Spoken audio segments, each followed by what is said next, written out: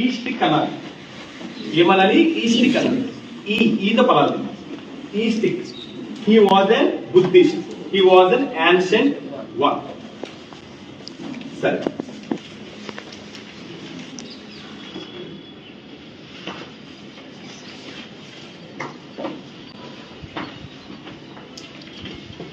So ఎప్పుడు కూడా జాగ్రత్తగా వినండమ్మా.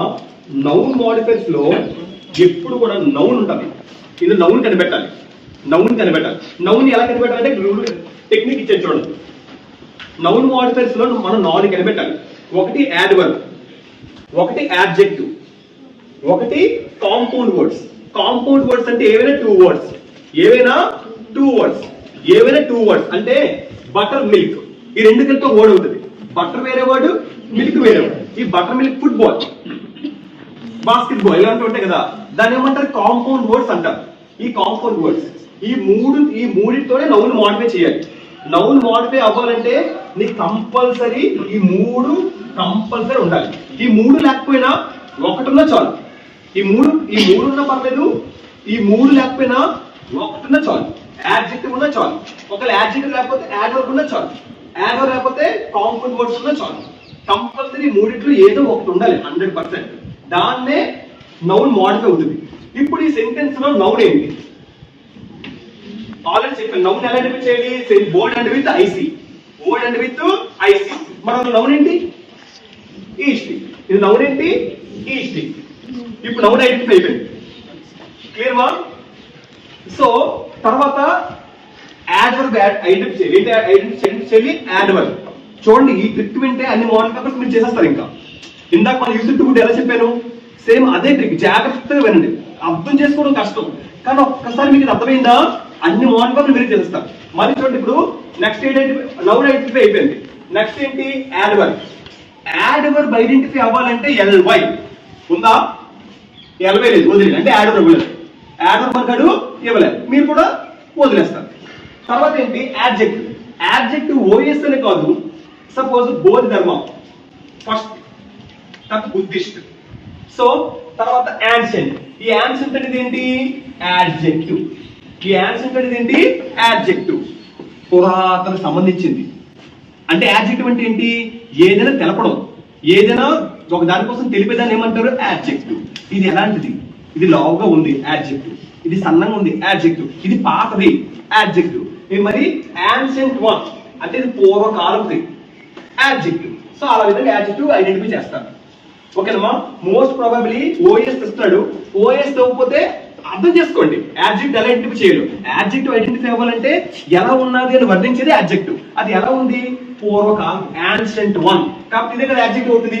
సో మనకి నౌన్ మోడిఫైర్స్ లో నౌన్ దొరికింది, యాడ్జెక్టివ్ దొరికింది. సో ఈ రెండు దొరకలేదు. ఈ మూడు ఉంటాయని రూల్ లేదు. ఈ మూడిట్లో ఏదో ఒక్కటే ఉంటది. ఆ ఒక్కటి కూడా యాడ్జెక్టివే ఉంటది. ఎప్పుడో మీ టైం బాగోకపోతేనే యాడ్వర్బ్ ఇస్తాడు, కాంపౌండ్ వర్డ్స్ కూడా ఇస్తాడు. ఇప్పుడు వచ్చి మన మోడల్ పేపర్స్ ఇందులో కూడా ఇవ్వలేదు. ఒకరు ఇచ్చినా కూడా ఈజీయే. ఇప్పుడు నౌన్, ఇప్పుడు మనకి రూల్స్ తెలిసే. ఇప్పుడు నౌన్ మోడిఫైర్ ఎలా చేయాలి? ఫస్ట్ ఎప్పుడు కూడా నౌన్ మోడిఫైర్ లో ఫస్ట్ వర్డ్ దాని వెర్బ్ అలా రాసేయండి. చెప్పండి. బోధిధర్మ. చెప్పండి. బోధి. సో ఈ బోధిధర్మ అలా రాసిస్తారు. దాని పక్కనున్న ఈ వాజ్ కూడా అలాగే రాసిస్తారు.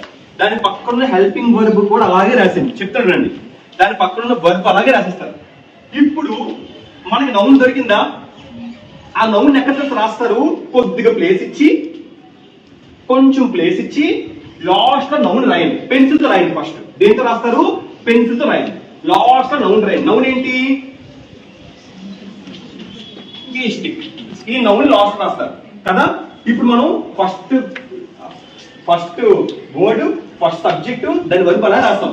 ఆ నౌన్ ఇప్పుడు మనం మోడిఫై చేయాలి. ఆ నౌన్ ఏం చేయాలి? మనం మోడిఫై చేయాలి. ఆ మోడిఫై చేయాలి కాబట్టి మనం నౌన్ లాస్ట్ లో రాస్తాం కదా. ఇప్పుడు ఈ నౌన్ మోడిఫై చేయాలంటే మనకి ఏంటి కావాలి? అయితే యాడ్వర్బ్, లేదా యాడ్జెక్టివ్, లేదా కాంపౌండ్ వర్డ్స్. అవునా? ఈ మూడిట్లో మనకి ఏంటుంది? దాంతో మోడిఫై చేయాలి. So answer Bodhidharma was so ancient Buddhist east. చూడండి ఆన్సర్ ఒకసారి చెక్ చేయండి, అదే ఉంటుంది. ఉందా ఆన్సర్ చెక్ చేయండి. చూడండి కింద ఇంకొకటి చూడండి.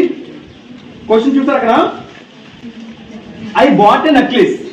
చాలా important. I bought a necklace, it was an expensive one and made of diamonds.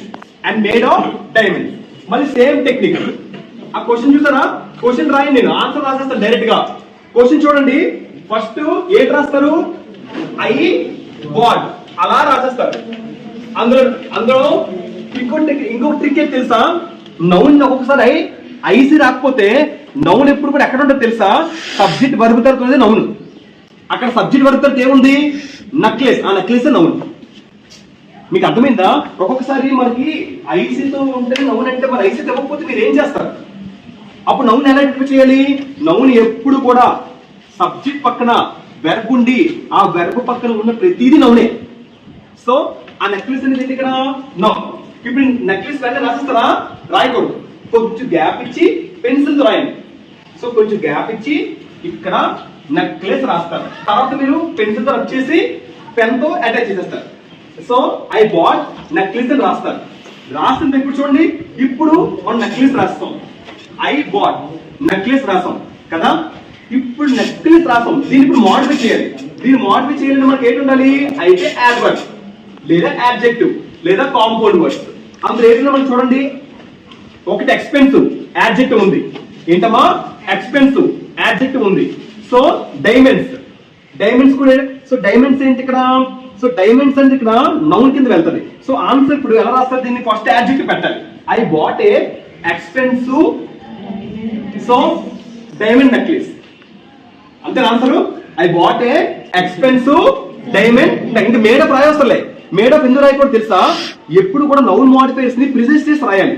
అంటే సెంటెన్స్ తగ్గించి రాయాలి. మళ్ళీ మేడప్ డైమండ్స్ చేస్తే సెంటెన్స్ పెద్ద అయిపోతుంది కదా. కాబట్టి యాడ్జెక్టివ్ పెట్టదు మనం. ఫస్ట్ మళ్ళీ చెప్తున్నాను, యాడ్జెక్టివ్ తోనే మోడిఫై చేస్తారు నౌన్ ని. మీరు యాడ్జెక్టివ్ ఒకటి కనిపెడితే సరిపోద్ది. యాడ్జెక్టివ్ మనం కనిపెడతాం ఏంటి? ఎక్స్పెన్సివ్. మరి ఎక్స్పెన్సివ్ అంటే యాడ్జెక్టివ్ కదా. ఆ నెక్లెస్ ఎలాంటిది? Expensive necklace. ఇందాక యాడ్జెక్టివ్ ఎలా ఇంటర్ప్రిట్ చేయాలి? అది ఎలాంటిదని పోల్చి చెప్పినప్పుడు అది యాడ్జెక్టివ్. ఆ నెక్లెస్ ఎలాంటిది? Expensive, cost necklace. కాబట్టి ఎక్స్పెన్సివ్ అంటే యాడ్జెక్టివ్. మనం ఎక్స్పెన్సివ్ పెడతాం. I bought a expensive. మళ్ళీ నెక్లెస్ పెట్టాలి, diamond necklace. Check out. The teacher used a marker. The marker is ఎవరు మార్కర్? ఒకసారి విన్నామా? The teacher used a marker. The marker is black and permanent. ఇప్పుడు ఇందులో నేను చెప్పిన ఐడెంటిఫికేషన్ నౌన్ ఉంది. ఇందులో నౌన్ ఎలా ఐడెంటిఫై చేస్తారు? ఇందులో